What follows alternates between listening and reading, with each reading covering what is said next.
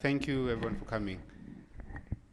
Uh, um, so maybe just to give a framing, for a lack of a better reference, I think these essays are speaking about the Black Sonic, and are trying to speak to a moment where we could try to think critical theory and the practice of music itself.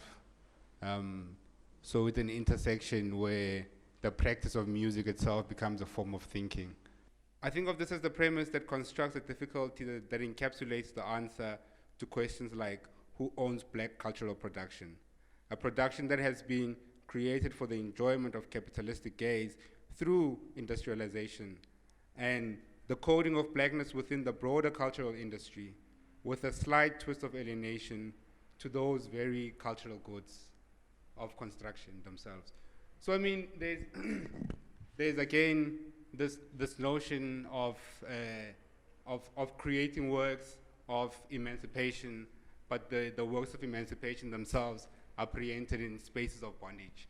So I mean, there's a real sort of like again this you know, I don't know, difficulty in sort of like coinciding the two moments. So so our interest also lies in those our interest, however, also lies in the openings of those that refused being part of the big house's entertainment property and being the cartel of others, aesthetically enforced, suffering their subsequent failures through jazz's co-option in its nationalistic cultural agendas, and vis-a-vis its liberation sort of like thrust. So I mean, I'm also trying to think this idea again of sort of like this nationalistic tendency of jazz music that really encapsulates commodity space, that encapsulates sort of like again national agendas of politics, right? So the Cold War, Louis Armstrong in 1958, celebration of Ghana's first independence, Louis Armstrong is around. But now the Cold War is the cultural production of America is part of the Cold War project, right? So I mean, when Louis Armstrong is there, he's part of the cultural project of America, and you know what I mean? There's all these crazy stories about the very act of musical liberation and in support of the liberation itself being a moment of counterproduction. So I mean, you find these moments where the act of liberation itself, in the performative nature of art and music, in this instant, folds on itself and becomes the very condition to perpetrate the very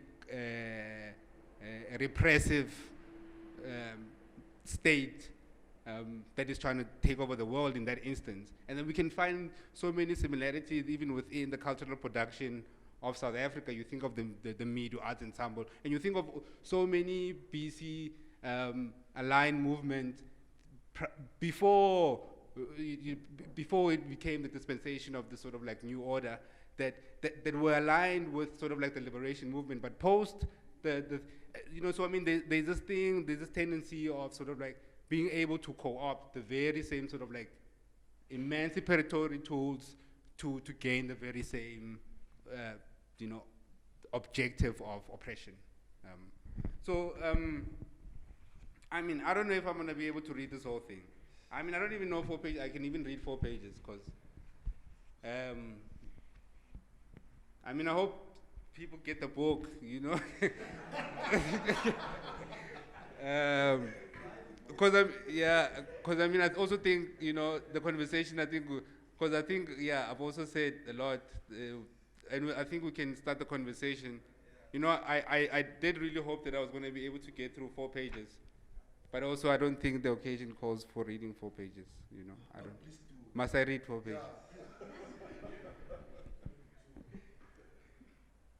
And I mean, I'm trying to think about this idea of a body of works as a literal body, you know, of work, you know, like jazz as a figure, as a body that exists, right? So and this act of sacrifice of this body.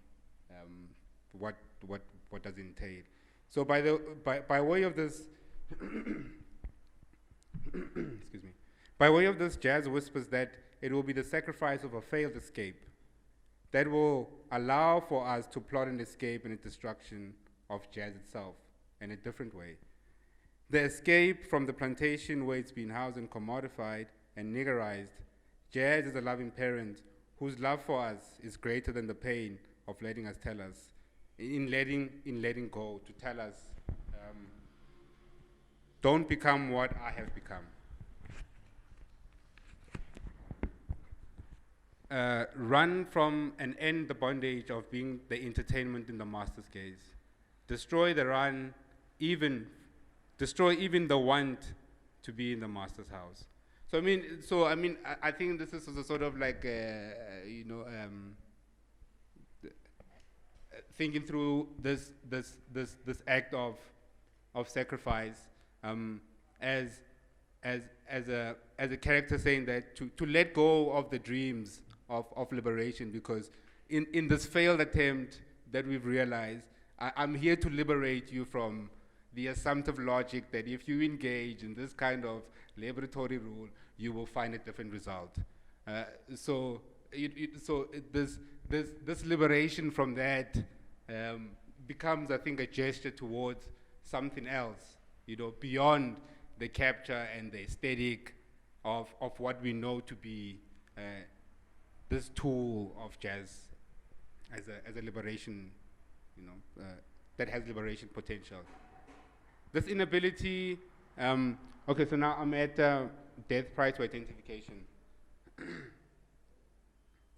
Wait, I'm gonna go back a bit. I try to understand what we inherit from jazz as a creative process of what Moten and Hani call fugitivity. And I further it with Wilderson's ruse of analogy, which helps me think that the aesthetic, a performance of in a space of dislocation, which in its multiple localities, with its multiple localities outside of jazz music. This is the paradox I've been trying, this is the paradox that I have tried to think as a performative silence, or what Calvin Warren, in response to Tendayi Sithole Black Register, calls the performative contradiction.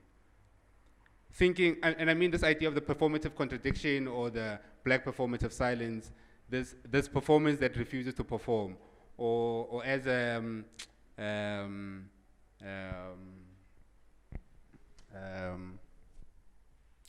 these names are going, but I mean this idea of not even an act of refusal, but a belated act of refusal due to incapacity of being able to name a particular thing. So we're not refusing as an act of rebellion, but the rebellion itself is constituted by this incapacity as the first categorical sort of like imperative, So a fundamental assault comes by way of the first categorical imperative of non-relationality. Above all else, be someone, a relational being, or above all else, as many be anything but black, right?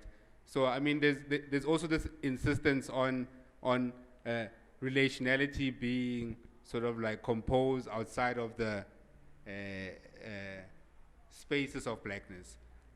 Spaces of blackness seen as spaces of violence, spaces of not being able to be recognized within whatever one tries to identify themselves in, whether you be queer, whether you be trans, whether you be, you know what I mean, whether you be so there's all these foreclosures that come with pre-conscribed spaces that, again, foreclose this idea of a wider relational capacity to recognition itself, So this arrested development of the project of liberation becoming commodity is the oxymoron, because commodified assimilation holds only a pseudo-value of liberation, and prostitution's desire is modeled around the aesthetic formulations of the captured. And I mean, also I'm using this term of prostitution as the tortured one, and this idea of the black imago. I mean, David Murrow speaks about the unconscious, the black unconscious. And he says, what do you do with an unconscious that seems to hate you? So, and I mean, if every day is about masking this unconscious from coming out, from holding the monsters from creeping out. If every day is an act of suppressing the unconscious with the effort of being better, of the ego work, getting more degrees, getting more likes, so I mean, there's all these things that work against, work against suppressing this black imago of absolute dereliction, right? So I mean, there's this work of desire and black subjectivity that works against itself, even. So all these factors lead us to our critique of this commodity called jazz, and the standardization, repetition, reproduction, orientation, and the aesthetics of subjugation, which have been the death of the creative process. The aesthetics of subjugation, which have been the death of the creative process. Notice I speak of jazz and the creative process interchangeably, but there's a clear distinction to be made. But again, this distinction doesn't help, because jazz, whether in the extreme right, its commodified space, or in the extreme left, in its sort of like a high art space, doesn't yield the products of liberation. So how do we come to terms with this multiple use? And I mean, there's a lady, Zakia Iman, who writes about blackness and plasticity, so that you can model, if blackness is a plastic mold, it can be anything. It can be for liberation, it can be against liberation, it can be for inclusion, it can be for exclusion, it can be used in all these multiple ways that can be against the very same condition that makes it possible, as a relational aspect and a world orientation,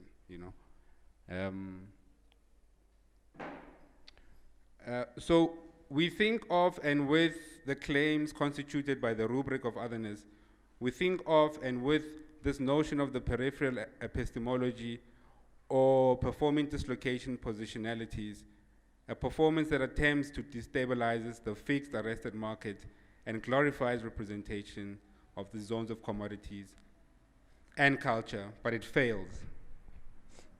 So thinking about this idea of failure within these glorified representations of zones that claim to destabilize the fixed structures. So how to come to terms again with this idea of a zone of commodity and culture that fails its own liberationary process. And again, thinking again about the idea of David Marriott of the unconscious that seems to hate you, it seems, like like one is playing a dance with death, just like you daring yourself not to kill yourself, So it's like this constant day of actually not vertigo, right? They call it vertigo. Just like you feel like you're walking on a precipice, like you feel like you can fall at any time. Though you're always trying to wheel yourself back into falling, not into walking on the right way, but from falling, right? So there's this work of not falling that is a constant, work against black imago, and So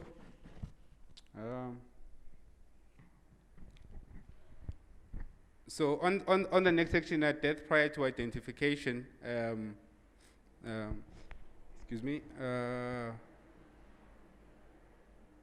the black power, the power of acts that name, the hand that grasps, the sight that locates, are bound in localities of the subject, the being in charge of non-beings.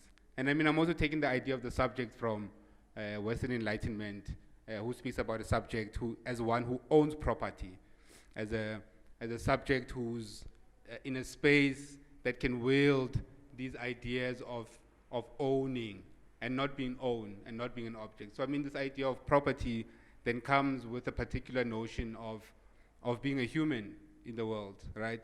And then we can straddle between those who own property and those who don't own property as a marker to determine who's a human and who's not. And I mean, of course, this has become blurred over the years, just in terms of the articulation of human rights, UNESCO, and all these things that presuppose a particular orientation of the human outside of its necessary sort of like coordinates in the category of being. And the category of being, again, assuming one in its sort of like paternalistic inheritance, that one can inherit property from a patriarchal system that sort of like operates within the construct of capital. It accommodates for capital, but then it's sort of like, again, it's what Afropessimism calls, again, the libidinal economy of how these things are constructed, again, becomes particularly orientated in this idea of ownership. And this idea, and I mean, I'm also even thinking intellectual property, to even take it further. This idea of intellectual property as a space that carves out the potential of actual existence in the world. So if we create the intellectual property and a state, for example, as a model, as an idea, then we can actually live this idea out in actuality. So I mean, again, this idea of ontology and epistemology, or this move between concept and its later form, which might be object, in the form of music or in the form of art, So I mean, this moment of arresting this straddle between object, subject, or object in the case of blackness.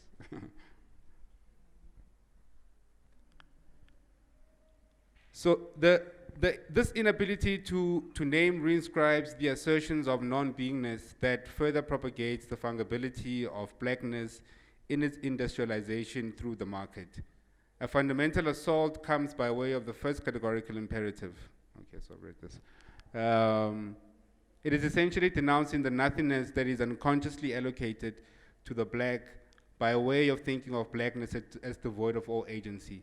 But of course, if we take the black consciousness term of blackness as this orientation of antagonism, then we can get to different sort of like conclusion. But also thinking about its sort of like logical conclusion of BC as we think about it today, and the custodians that were propagating it within the neoliberal agenda, it became a failure. And how do we reconcile ourselves with this idea of failure that is always sort of like a recurring theme, whether it be the 1920s revolution, or you know what I mean, or whether it be our current moment, in the sort of like assumption or the presupposition that cultural work is being productive. It's been productive time for cultural work. It's been productive time for sort of like critical thinking. But yet again, we find ourselves in the space where we need to think about commodity. We think about sort of like real things that drive one crazy, And I mean, and this again, this idea of social death, and death in the social, we're trying to think about this thing of, again, the conceptual framework that bars one from participating in social activities like one property, So the many other things that precondition or that already assumes that one is a civil not even servant, but is a civil. You know what I mean? Yeah, you are part of the civil society, and it's a civic subject. Yeah, you know what I mean. So it already assumed that you have all these things that come with being a proper being in society that functions, who gets all these benefits that come with being in these spaces and these. So already there's a sort of like dissonance when we start to think about art or culture when you put the term black in front of it, right? So there's this black culture or black art. Already there's a schizophrenic moment in that thing that again refuses its very articulation. In its very articulation, it's refusing its means of being used as a cultural production of political or of left or of right, you know what I mean? Or even of the social itself, because even within the social construct itself, it finds itself not even alienated, but you know, if you are one that sings the songs of death, I'm not sure if that's alienation, you know. Maybe we might call it alienation. I build a car and I can't buy it. Okay, it's fine, you know. But if I'm talking about actual lived people's experiences of death, I'm not sure we can equate the very same alienation process to this production of what has been known in other terms as liberation music or emancipatory art, you know, in its general form. So I mean, this insidious violence, okay, maybe let me read this one. The surge of the violent exploitative space of prostitution produces a non-relational materialism already fostered by modes of an alienated subjectivity and humanity, created through the very possibility of being a site of pleasure and a site that performance is demanded from. And I mean, again, this thing of the very possibility of being the site of pleasure, a site of extraction, again points to this notion of Jouissance, of this ability to be able to designate a space, or what academia calls critical distance, to be able to enjoy something, right? To be able to see something objectively, and not to be a part of the experience itself. Because I mean, there's the distance itself is what Kant calls disinterested aesthetic. So he speaks about the palace. If you look at the palace from afar, it's a beautiful thing. But if you saw the production of the palace and all the bodies that are laid under the concrete, there's nothing beautiful about that. But if you come after the palace is built and you stand from afar, it's a glorious monument of beauty. So the sublime again plays this moment of the most excruciating becoming the most beautiful. And when you think about the blues, when you think about the black sonic in its generality, you think you straddle across, you straddle across the sphere of black cultural production, and then you find this, Jonas Kwanga said in this interview, South African Blues, there's a documentary, South African Blues, where he says, like, if you listen closely to all South African music, there's a cry. So I mean, it's just like, again, all these things that are sort of like, constantly revisiting, so. And I mean, also the link to sexual practice, to the sexualization and of art practices, particularly jazz and the blues, by way of black women claiming that sexuality deserves exploration. And I think also Angela Davis does, about how she claims, how she speaks about Bessie Smith, how she speaks about Billie Holiday, and how they were the first queers, how they were the first people to act improperly as outside the coordinates of being a lady, of being a proper woman. They were acting these coordinates that are outside these ascribed, sort of like moments and preconditions. So the song is called Blues Woman and Black Feminism. So I mean, I think it's a really interesting book as well. So no, I mean, this is what I think. Yeah, no, I think I'm also tired now of, So yeah. But I think, I really hope people can get the book and, they can, take time with it, take time to know her.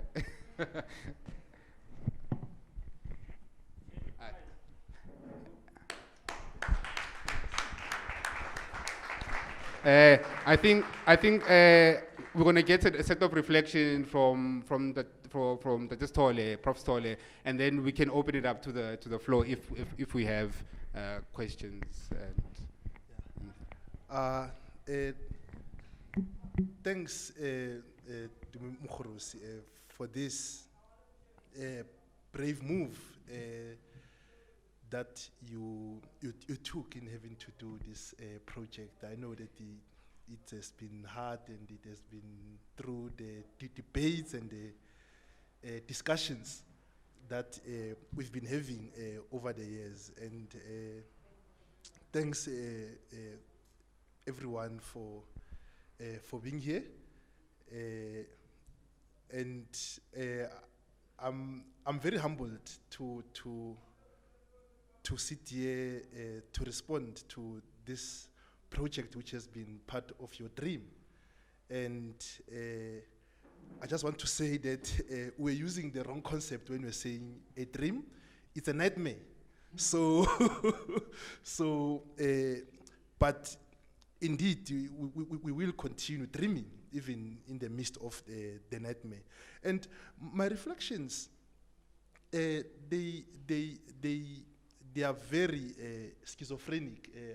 I love it, like when you mentioned that text, because one of the reviewers, when they were shooting down my manuscript, because of it was Afropessimistic, they were saying that my writing is schizophrenic, and I'm owning that with pleasure, you know, because an anti-black world, it's a very, very, very big mental institution.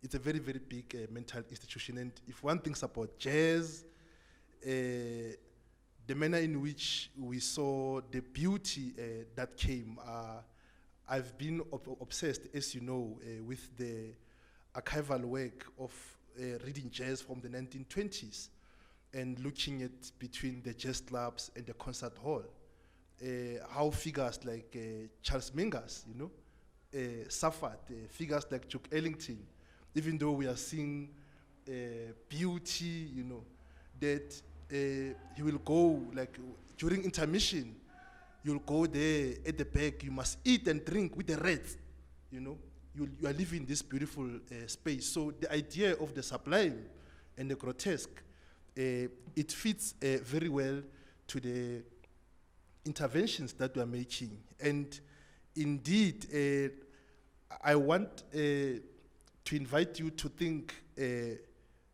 this as the work of a detective working on a crime scene. And indeed, we need like to do serious forensic work. And so what does it mean to be confronted with that scratch? And indeed, it reminds me of the opening of Hortense Spiller's seminal essay in 1987, Baby Mama Papa's Maybe an American Grammar Book, right? Which says, I'm a marked woman, but not everybody knows my name. Just think about if that was a repeated reiteration. I'm a marked woman, not everybody knows my name. I'm a marked woman, not everybody knows my name. What would it mean to listen to that? And this text, which is the mark that scratches not only words, is the invitation to listen to the hold. The hold is the capture, arrest, and bondage. It is an imposed state, that which is against blackness, to be held without one's consent. Not that, of course, there is anything called black consent. Whether you consent or not, you'll be held. So, because this consent is not solicited anyway, because like you're not fitting in that mold of, if there's a talk of justice, equality, and fraternity, you are not there, right? We know the Haitian revolution, and you know, like that, it was happening at the height of like the propagation of those words. And then Fanon even says it well, that no, we're fighting for white justice, white equality, and then white freedom. So jazz finds itself in that mold, that this is what black people create, right? That we are owning this culture, right? But at the same time, you are finding these battles. Like, I mean, I told you about Duke Ellington, you know? He defends jazz, tomorrow he defends himself. Because of, he knows that he might go hungry if like he defends jazz consistently. Some even knew that they will even go mad in having to defend this idea of jazz. And I want to say that you mentioned a very important intervention if we're thinking about the corpus opus, right? You know, like the body of work. And this is what this text is doing, like de-aesthetic, to mark out that you are compelling us to attend to the mechanics and also the machinations of the whole. This violence that continues, right? That we're having this beautiful music, but people who are playing it, they are loved, but they are not liked, right? Oh, Tinonos Monk is wearing a beautiful suit, but this man suffers. During intermission, he must go there and eat with the rats, right? Sometimes, like, they will even be overcharged for food. Think about Eric Dolphy, like, you know, who was eating beans, white beans, as his diet. Perhaps it's working weight. Yes, perhaps working weight. Indalipogile. Who cannot even, like, there were the times where like he couldn't afford to replace his bass instrument, right? And his bass was even called matlakal, you know? And you over here, like 2016, 2017, you know? Like having a drum set which was, you know, the cymbals were finished, you know, but there was this beauty that was coming out, right? So we indeed will be short to think about exploitation. We need something else to really get to what is it that perpetuates this violence that is going on, right? That, oh, we go to the orbit, oh, these guys, they are playing for us, they are forcing us to order expensive food and drinks, you know, because I want to come there and watch, but, you know, and then I don't know how much those guys are getting paid for sweating there on stage. So thinking about the corpus opus, which is the body of work, one can think about sweat, tears, and blood. And this is what has been the thing that is haunting jazz, right? And the very thing that marks the capture, the arrest, and bondage. That, oh, if you're not sweating, you're not playing beautiful music, right? We know, like, what happened to musicians like Thelonious Monk. If it doesn't dance and spin, no, Monk didn't play today because he didn't spin. Like, if Dizzy Gillespie didn't overblow his cheeks while he's playing a trumpet, he didn't perform, right? And to a point where these figures are reduced to caricature, right? That, oh, give us this minstrelsy, you know, you blacks can do this, like, you know, like we love your sweat, we love your bodily movement, and then anything that is cognitive is not there. I mean, there's only one figure who stood out in terms of the issues of the sweat. Miles Davis, who was saying, no, I'm sweating inside my brain. But the critics were like, no, you are sweating through a point, even though you are standing still, you know, and then you are wearing your nicely tailored suit, you know. But they wanted this caricature, and then he refused, right? But still, they could not stop to say, you must sweat, you know? You must sweat. And I think this mark, this phonographic inscription, which means that the sonic movement within this text, it is what like invites us to think in ways that want us to engage in what Nathaniel Mechi will call deep bone listening, right? If the stakes are so high, thinking about jazz as, you know, this contested terrain. I mean, this is the only musical genre where we had funerals and funerals. There were many funerals of jazz. Since 1927, jazz is dead. And I've been attending these funerals from 1927, but I've not seen a corpse. Right? Then Adorno came like later, you know, with these, you know, like overblasting essays. We're not seeing this corpse. Jazz is dead, jazz is dead. And indeed, this text is putting us in an uncomfortable situation. Like, I know that just cats are coming for you. So I want to venture to say that the aesthetic, and when I'm saying aesthetic, it also has that mark, is writing. It is the writing that is like a scream, but a scream which, if it gets articulated, it falls mute, right? The more the scream screams, the more it becomes mute. And it is not that there is nothing in the scream, but the structured sensibilities that are there, they're not there to listen. We have this iron curtain of deafness that is surrounding blackness. And that is why, even if like I'm making an example to jazz, I'm speaking to the totality of black life, right? And a life which is also scratched as well, right? Because of that which is black is that which has no ontological density, right? The more you claim that, oh, I am human, the more the goalposts are shifting. Even think about the Declaration of Human Rights. Africa was still colonized after the Second World War, so it must tell you that which humans they were talking about, right?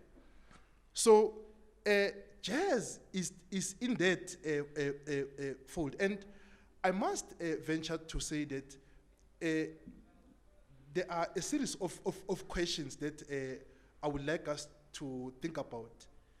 In what ways are we supposed to stretch our ears to listen to the muteness of the imposed mark? What are the phonographic iterations and non-performative gestures should be mobilized to attend to this phonic text?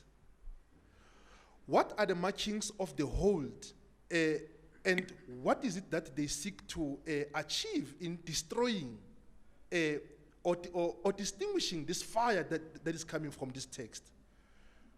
These are just schizophrenic questions, and I want to venture to say that the aesthetic, writing with and from the sonic, the black sonic, is the inauguration of black fugitivity, and its Afropessimistic anchors radically refuse the bound of the hold.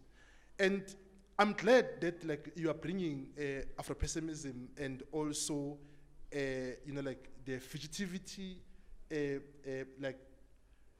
iterations into conversations, because of like there are these camps which are being emphasized, and there is this plethora of censure around Afropessimism. We know the crime that Angela Giati Spivak did, which I'll not forgive her, right? Even if I read her book on Du Bois, I'll not forgive her for that crime, that she agitates Angela Davis to say to her, what do you think of Afropessimism? Then Angela Davis goes, oh, Afropessimism is nationalism, lies, like just lies, and then we're like, wow. And we are seeing this attack that has been happening. Even people like, and you can say that it is a sort of people conjuring up ghosts, right? And then chasing after them, right? And these are the things that I'm raising this critical point because of this is what this text is doing. And even jazz, that if you defended jazz, you will be in trouble. Some had to claim insanity, like the bebop 1940 to 1946. People had to claim that no, we are mad. We follow Charlie Parker. We hit the needle, right? As only to protect this music, but at their own destruction, right? So the figures of jazz, I must say that they are also those who are racially marked, right? I don't like you, but I love your music. That's why like they could play in the only white clubs, right? Then it's blacks like they're on stage, or sometimes you have a black bassist, he must stay behind the curtain, and then the white musicians are there, and then some will only mimic, like we know the story of Mangungungozi, the Blue Notes, why they left the country, right? So these are the things that this text is confronting us with.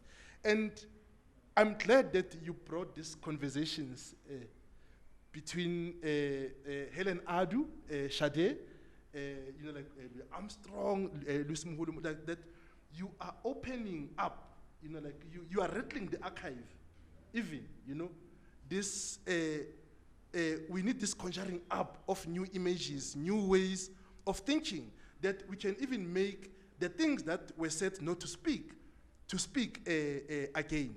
And I must say that I love jazz. I'm saying this with passion. I hate jazz. I'm saying this with passion only.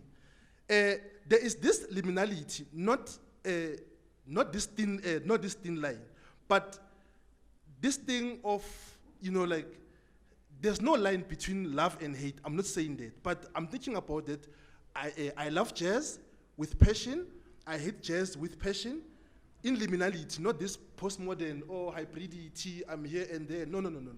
But this liminal, space. So there is this liminality in this de-aesthetic, which is a text that puts me in this position where I am in the front line or in the firing line, right? Because of it's a very uncomfortable text. That's why I'm saying, just cats are coming for you, and the purists,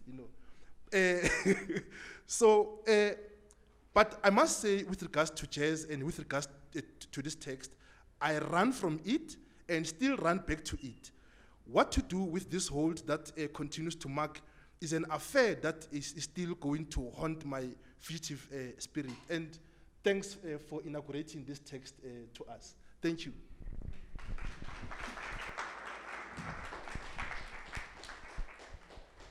Yeah. Yeah, man, yeah. I think, again, this idea of fugitivity as an incomplete project, is a generative thing. And again, those things that speak, Soap, like he speaks about 1913 Land Act and dispossession, and how some families needed to bury their children on the side of the road. And what they needed to do is they needed to pretend that that was not a graveside.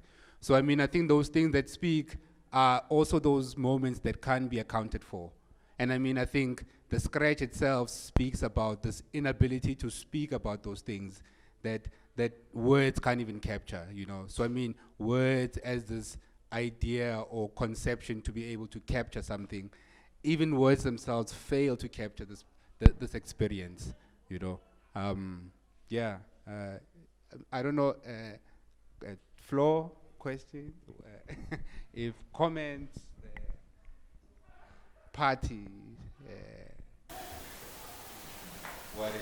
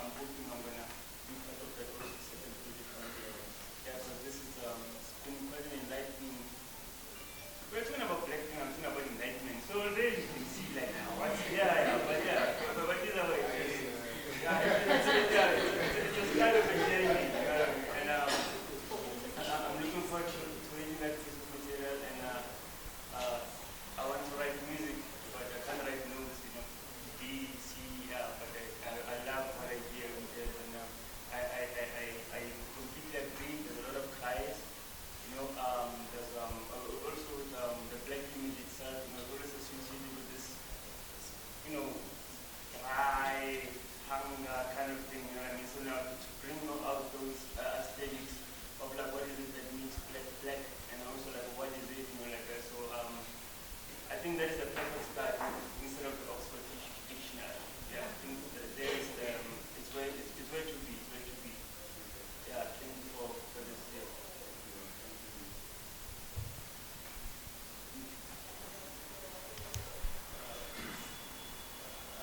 Thank you, Tumi and Prof. Sithole. I think for me, obviously I've not read the book yet. I'm not quoting it. I want to buy it.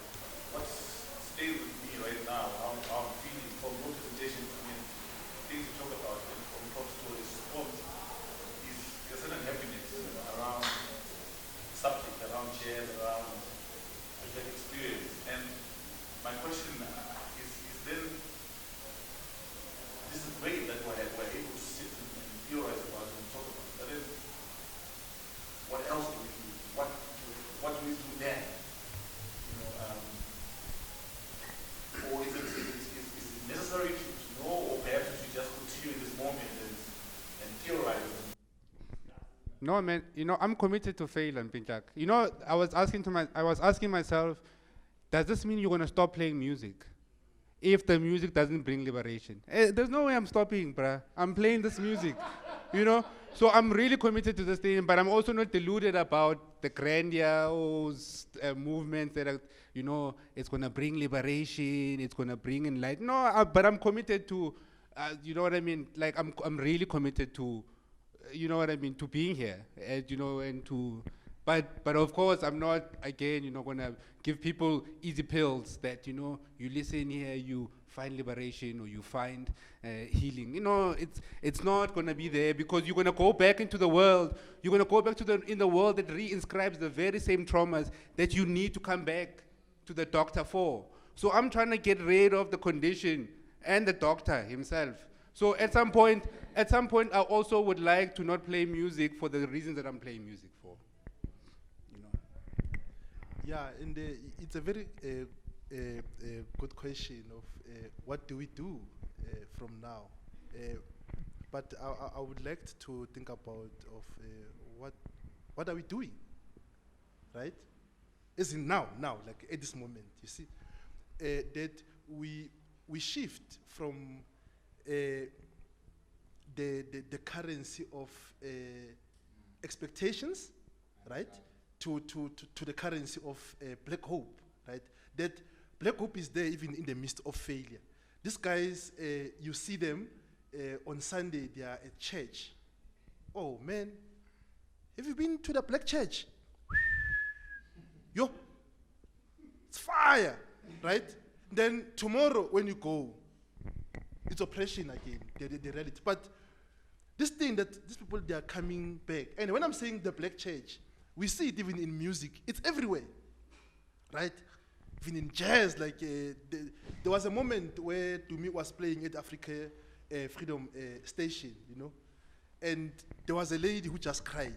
And then there was a time where even at the Orbit, there's my sister here. I won't point her out, and I love her very much. She cried, and when she cried, it was not because of the music was painful. It was, and then I went to her, Ish, Bokalela, and then she was like, hey, there's no language. Atlosia, right? These things, they get heavy on the tongue. So it is this thing that we are doing. There is something that is beyond it. For the fact that people kept on doing it, that's what gives us black hope, Yeah. And even like when you are saying that you are the writer in the closet. Like a writer is not somebody who spills ink. We write in different modes, right? Therefore, like from speaking, from doing things, we are seeing texts, right? And this is what you are doing exactly, by this.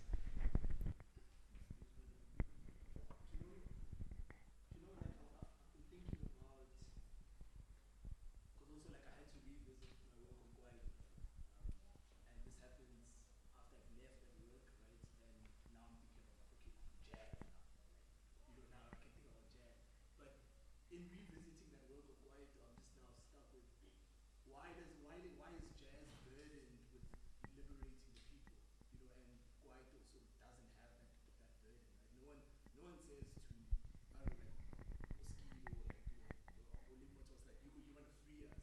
Bus, senior, bus, don't call me kafir. Trafico, Trafico, It's always been there, but of course, you know, it's. But I'm saying that in terms of the audience's response, right? And I'm also looking at that split, right? The musicians and there's an audience, right? And the audience expectation of jazz musicians. I mean, right now there's a whole narrative about healing, right? And trauma, right? We're revisiting trauma. All of that trauma work is like on jazz musicians. No one's saying to Pastor or Jazzy Q, like, you know, you need to heal us, right? And these are all words that are in the Black Sonic, right? And I don't believe in that high art, low art, right? I mean, this is, which is why that white work for me is important. I keep going back to it because it does what you're asking us to do, right? To be critical of jazz in a moment where there's a huge reception for jazz right now. I mean, you know it, right? Better than all of us, maybe in this room, right? I mean, there's a huge opening for jazz right now, and this opening is also trying to rescue. Obviously, I mean, the American project, right? Because I mean, jazz as a term is located within the American project, but also the global human project, right? So I'm also just like now thinking, why jazz, right? And not maybe the blues, right? Which sort of have you know, like jazz is the high art, right? And the blues is now almost there's this genreification, right? These walls are being put on jazz, right? And jazz sounds a particular way, and you know, whereas you know, jazz is just part of the bigger black music family, right? Yeah, but and every music within that family should be burdened with getting us free. But now jazz is almost like, you know, the kid that went to varsity. Yeah, but also, but jazz is precisely that, I think, within the whole sort of like historical accumulation of the cultural industry. That jazz comes, I mean, the term jazz itself, not the practice, the term jazz itself comes at a particular time where, when you think about New Orleans, they call it a polyglot country, where it's really again the idea of the South African rainbowist sort of like ideology, that jazz comes in a moment of assimilation. The concept of the word itself, not the practice and the roots. And so I mean, I think you know, it has always presented a political project of integration, a political project of sort of like nation building. Hence, I think it can take all these turns for revolution and against revolution, you know. So I mean, again, you know, and also the virtuosity behind it, right? This sort of like obsession with virtuosity, you know what I mean? And this is the problem that I have with Mingas, right? This insistence on being a virtuous composer, you know what I mean? And the cost of the virtuosity, which allows one to say, how can I not, why don't they call me an artist but a black artist? If you call me an artist, and this is what Miles Davis always used to say, if you call me, if I was white, I would have been a far more successful artist, right? But also there's this turn to, call it art, don't call it black art. You know what I mean? As a gesture towards the political, because there's a particular, again, sort of like, you know, paradox that plays in with that reinsertion of greatness in the notion of the individual. When we're trying to articulate a group theory, for a lack of a better example, there comes in the composer who becomes the individual, who then becomes again the center that can be mobilized within advancing some kind of a leader role, advancing some kind of sort of like a center role. You know what I mean? Wherever I am, there's a spotlight. You know what I mean? Just like all, and again, it's all that, you know, gesturing towards this moment with the one, right? Always looking for the one. Like, okay, who's the one that's going to save us? You know, and again, foregoing the community that makes the one possible, right? That makes all these people that come out as these great, you know, individuals. Yeah, and again, I don't know, there's quite a song that, which like haunted me for years. Mama Wami, to dum dum to sure. right? By the Brothers of Peace. It was speaking to the black condition, right? And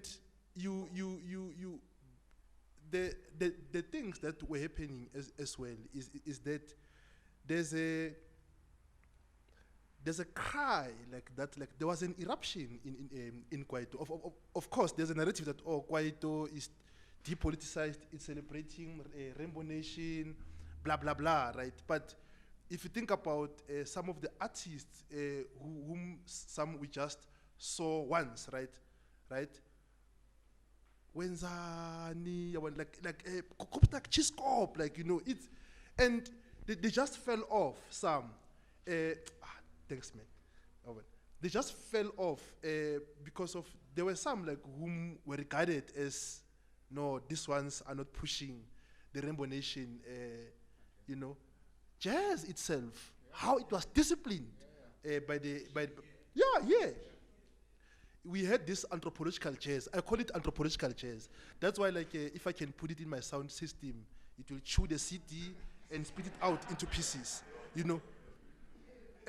It's so sad that the killing of the black spirit, you hear that there were some jazz musicians like who wanted to, but they couldn't, you know. They must play this. I mean, Huma Sekela collapsed as soon as, like, after post-1994, right? You wouldn't say that it's the same artist, right? I attended Pafukhang Secondary School in Rockville. From 2000, when I was doing grade 10, up until 2002, in my matric, Kaya Mahlangu will practice every day. When we were smoking Zol there behind the classes, we call the place China. Every day, Kaya Mahlangu will practice, you know. And we're like, and then we take short breaks. This guy is still playing, is either he's playing a tenor sax or a soprano, almost every day, for years. And we went to there was a performance on Maru, and then they invited him. So I asked him, but I see you with Bongilo Kumalo, where are your albums? And the way he was playing, it was avant-garde, right? He was playing this, but we're like, but when you appear on TV, you are playing this.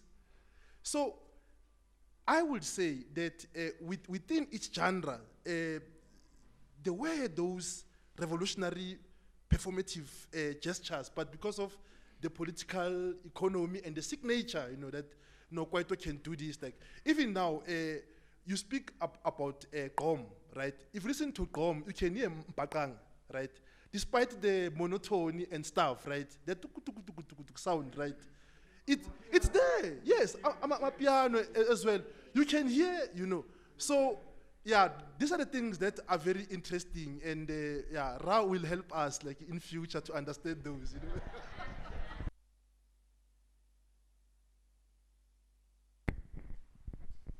Yo, Mambo.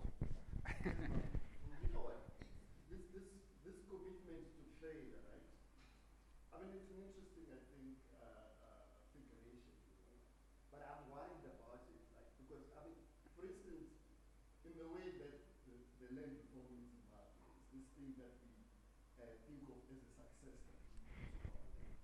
But now, it's reproducing again another system where, you know, the state is this 100-year lease, right? And there's this condition that if you don't work the land, you take it away from you, right? So that attachment remains, you know, that I can't just be this, like, this new geography is about labor, you know. So I'm thinking about what ways, you know, we can come up with when we can limit this expenditure, you know, this labor. Must fail a bit more, my brother. Yeah, but failure as well is, yeah.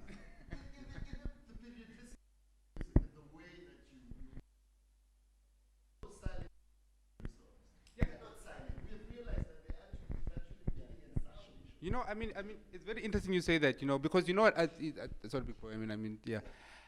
You know, I used to listen to a lot of sort of like, I mean, as a musician, you know, you listen a lot to other musicians to learn from other musicians, right?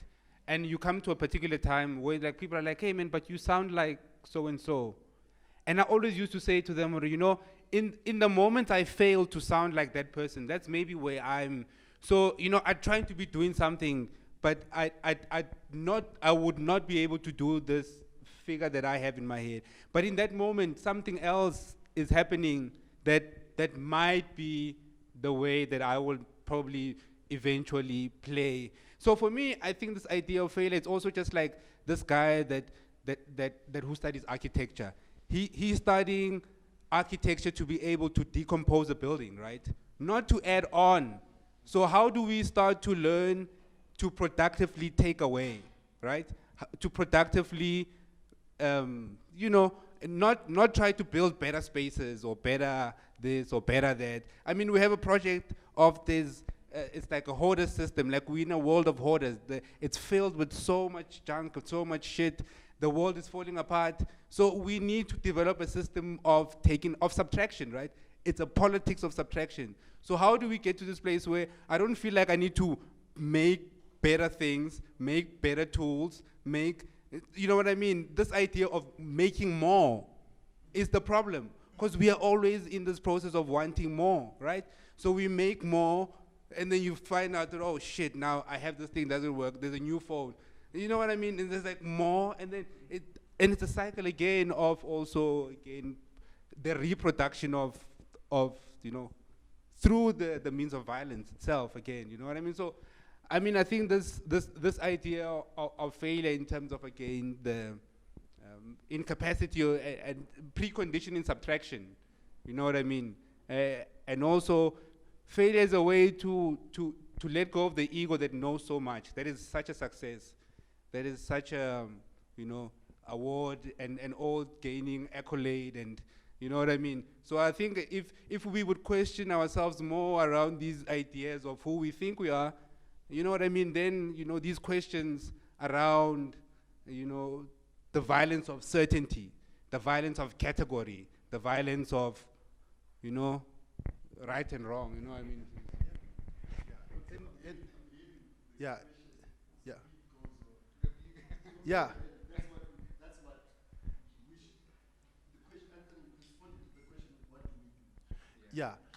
We keep playing, baby. Yeah, and you mentioned even a very important concept, like, figuring, right?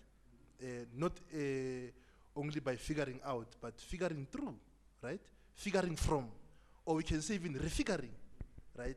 Which also explains reconfiguration, right? That if you think about failure, because of for you to reconfigure or refigure something, maybe something didn't work, and it calls for us to have a heightened sense of imagination, to a point where we get out.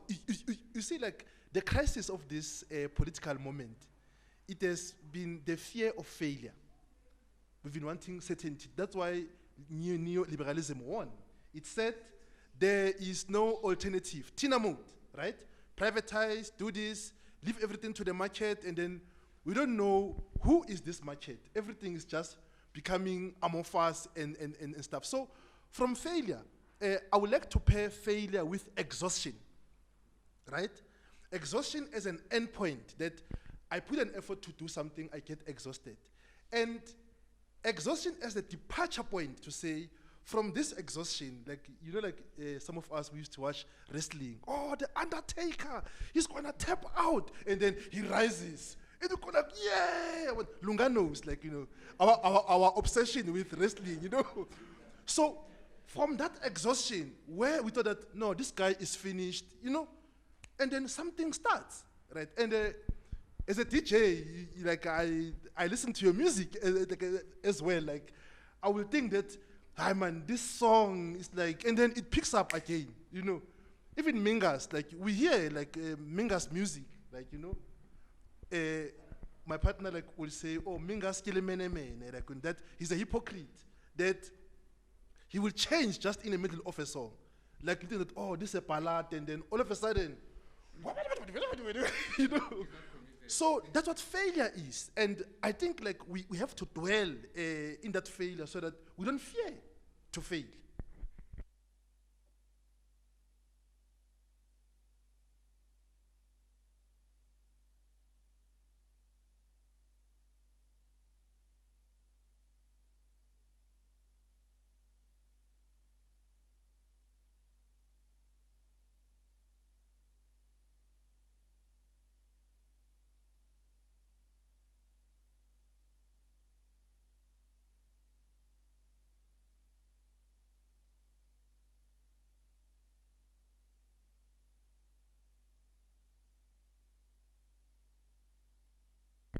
No.